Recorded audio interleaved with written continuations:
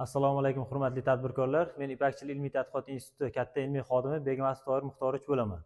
Hozirgi kunda ipak qurti urug'larini jonlantirish va pilla hosildan mo'l va sifatli pilla hosilini olish maqsadida bakterisid resirkulyatorning foydali tomonlarini tavsiya etib o'tamiz. Ushbu qurilmamiz havo tarkibini tozalash va zararsizlantirish uchun mo'ljallangan qurilma bo'lib, u qurtxonadagi barcha zararli mikroorganizmlar va zararli bakteriyalarni 99,9% gacha yo'q qilish xususiyatiga ega.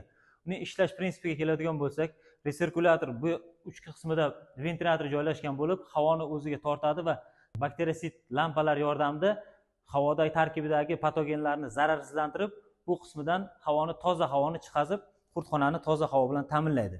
Bundan foydalanish esa bir kunda 2 mahaldan 30 daqiqadan qurtxonalarga yoqib qo'yilish orqali foydalaniladi va xonalarimizni foydalanmaganimizda eshiklarini ochib, shamollatib yuborishimiz mumkin.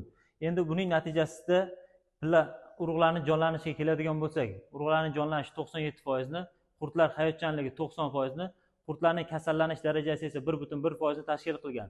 Bir quti urug'dan olinadigan pilla hosili esa 69,8 kg ni tashkil qilganini ko'rishimiz mumkin.